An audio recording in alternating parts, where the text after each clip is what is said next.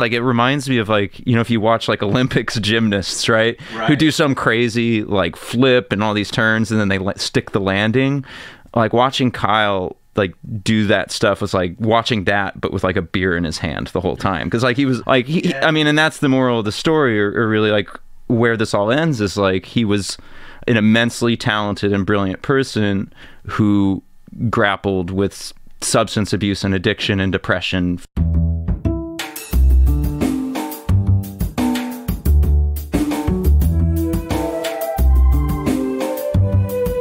This is Champagne is Also a Band podcast. One songwriter, one song. I'm Sven, your host for a journey into the music of Champaign-Urbana. Recorded in the Blue Box studio with a songwriter from the Champaign-Urbana music scene, past or present. Champagne is Also a Band podcast is a member of the Champagne Showers Podcast Network.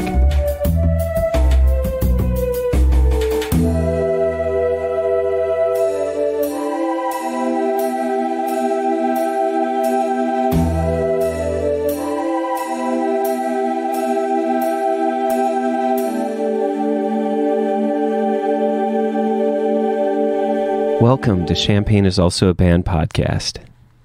Today is a special excerpt from last week's episode with Brad Olson of Neoga Blacksmith. We had an extra conversation in the middle of the episode that didn't necessarily fit entirely with the full episode, but this episode deals with substance abuse, depression, and mental health issues.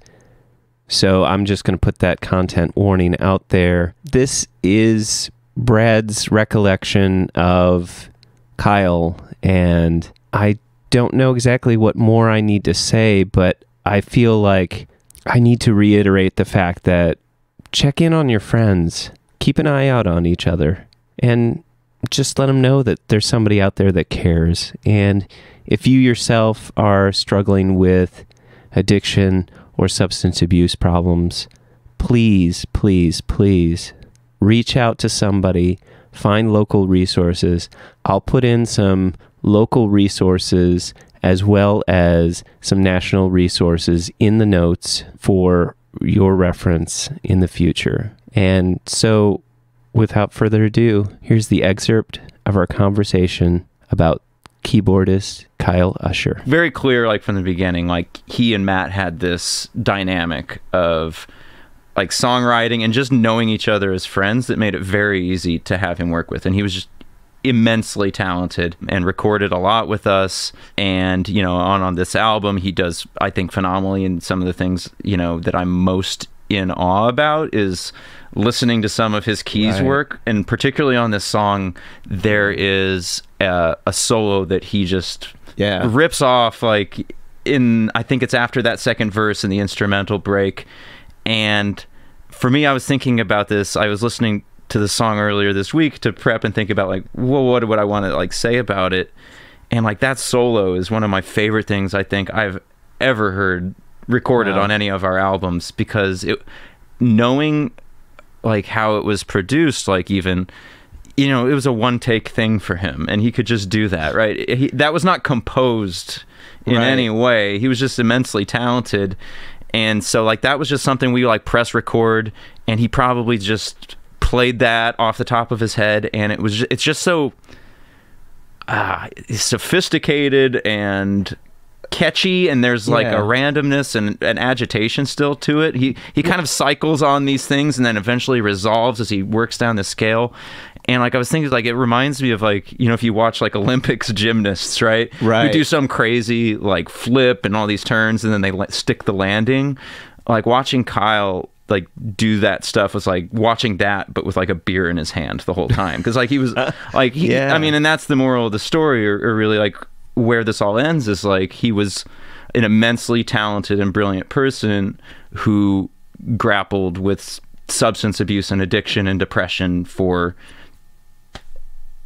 who knows, I mean, as long as his entire, at least adolescent and adult life. And and so that was we'd finished this album Piasaw, and put it out. And he was doing some work. He'd had some issues in his personal life, but was doing pretty well and had been going down to Texas to work. He worked as, I think, an electrical engineer, working on like major power grids for companies like ADM and stuff like that. But he was still grappling with his addiction. And largely, to my knowledge, it was, opioids, it was heroin, it was things, of those sorts. So we'd been still writing and recording together with him as he was there. And at a certain point, it's really hard to kind of recollect what exactly happened when. I think to our knowledge, he'd been doing okay. I mean, we would drink beer at the garage and stuff, or, it never seemed like he was really in the midst, to me, of like a relapse in his addictions or things like that. And so this was in 2016. It was the weekend before the Harvest Opry that year. And I was out at the barn and had been doing some mowing. You don't get cell reception out there at all, unless you're standing in like the right spot. So I walked out the back door of the barn, and stood in the spot, and I had this message come in from my friend Joey, and he said, "Hey, is Kyle all right?" And I hadn't seen or heard of anything, and so I said, "Yeah, as far as I know, like, what's up?" And he texted back and was like, "Oh, well, I saw a post on Facebook."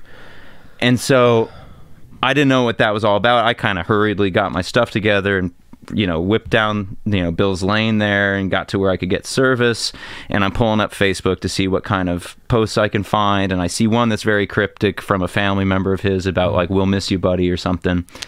And I still I'm in denial at this point. I remember I'm like, well, wait, who knows what it is? Maybe he's moving to Texas. I don't know. Right. He'd been, And so I'm about home to where my parents live because I have to return my dad's mower, and I get a call from my friend Amber, who was very, very close friends with Kyle for a very, very long time. And she told me basically that he'd passed away, that his dad had found him earlier that morning, dead of an overdose. Yeah, it was just a surreal experience. And I called Matt to see if he'd heard anything, and I'd left a message. I didn't say anything in the message, I don't think. I said just, "Hey, Matt, call me back." He called me back. He'd already heard. And I remember him saying to me something along the lines like, well, it just doesn't... I asked how he was doing with it. And I remember him saying something like, well, it doesn't seem real. And for me, it didn't seem real either. And that's the way it was for a few days. It just didn't seem real, right? And we'd planned on playing... this was on a Thursday, and we'd planned on playing at the Opry on that Saturday. And, a lot of people there knew him really well and were good friends and had good memories with him. And in a way, I'm really grateful that we had that going on that weekend, because it was just about the best way I think people could possibly come together and grieve over him, because he was known to be kind of a lively character at previous Opries, right? And he would have loved it, and that was his kind of place to be. And he felt really, I think, welcome and able to be himself and kind of light in his own sort of way when he was out and doing things like that. And so, the day went well, and I felt pretty good. And, one of Kyle's favorite, musicians was Neil Young, and we would play a lot of Neil Young in the garage. And I think the Dirty Feathers were playing that year, and they played On the Beach, which was like Kyle's favorite song. No. And well, they'd been made aware of this stuff, but it was a nice, I was really pretty emotionally overcome at that moment. And then, so, we wrapped it, and then we had, a visitation and a funeral. And after a while, we didn't know what to do with the band, obviously. We'd been working on new recordings for a long time, for the interim between releasing Pious Saw in 2015 up until at that point. This would have been October of 2016. So we had all of these demos and recordings and things from the garage, because we record in our garage for the most part. Yeah. And so we were lucky. We had a lot of practices where mics were up and recording, but we had also done some effort to like get some things like actually demoed out and kind of, skeletons arranged and things like that, and made sure that we got, at least on half the songs that we were planning we got him recorded on. After some time, it took us a few months, I think, to really think about coming to that material, but we eventually did kind of, opened up those files again. And that was I don't know, for me at least, I think a decent way to kind of begin healing, even though I wasn't better at all. And, it was still very surreal at that point to be dealing with something like that. But we were still again struck by like his talent, the things that we were lucky enough to get on tape, so to speak, and that we had that. And so that became, our last released album called Chronontonius. Actually, the name comes from like a story that his sister had told at his funeral, that Kyle, ever since he was very young, he told them at about 4 or 5 years old that he wasn't really their brother, that he was an alien from the planet Zadar, and his name was Chronontonius, and that they better be careful because he could zap them at any given point in time, and that he's planning to go back to his home planet on Zadar someday. So, he'll tell all of his friends over there if they're mean to him, because he was the youngest, I think, of the siblings by good measure.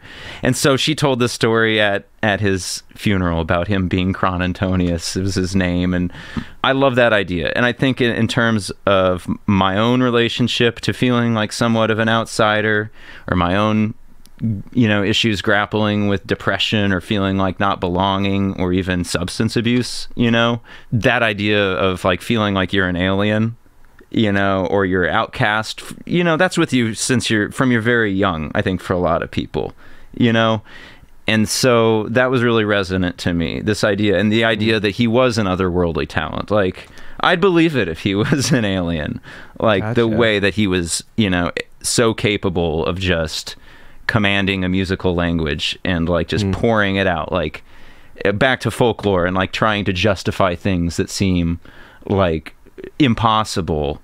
I love that as like a way to remember like our friend Kyle.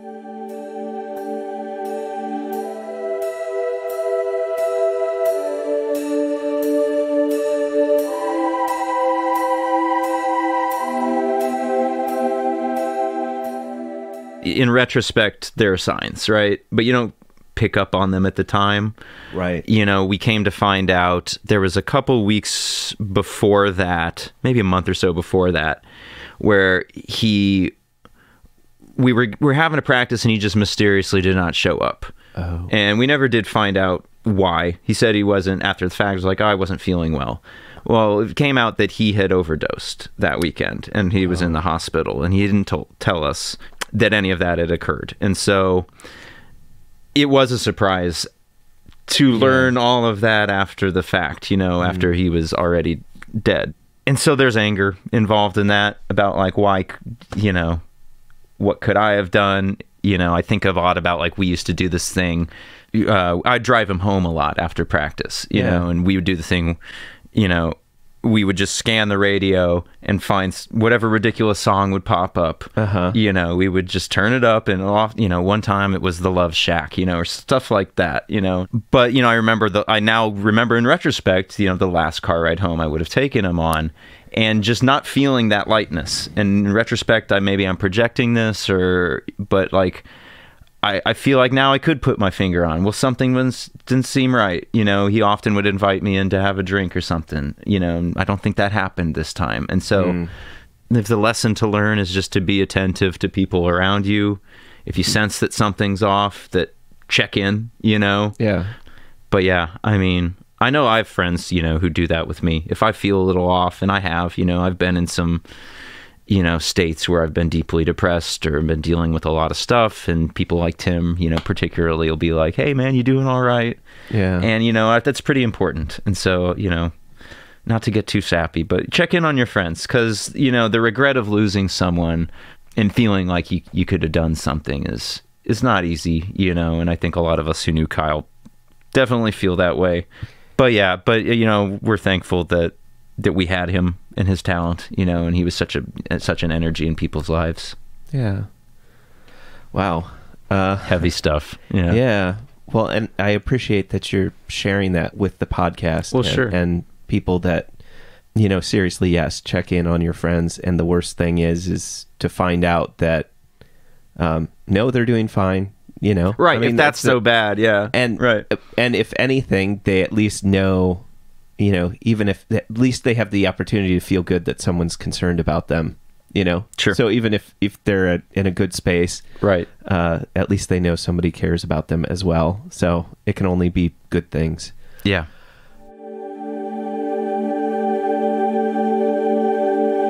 Thank you so much for tuning in for this excerpt of episode 34. One of the charities that was selected after Kyle passed was the Heroin Epidemic Relief Organization, and you can find out more about them at theherofoundation.org. So please check that out and have a good day. Keep an eye out for each other. And remember, there are people that love you and need you to be around for another day. Until next time, I'll see you next week.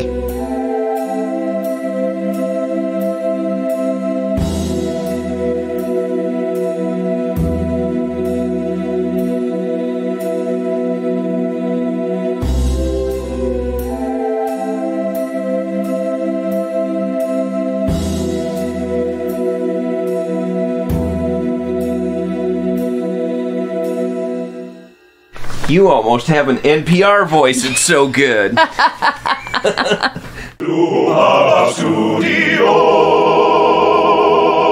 South Peter on the inside.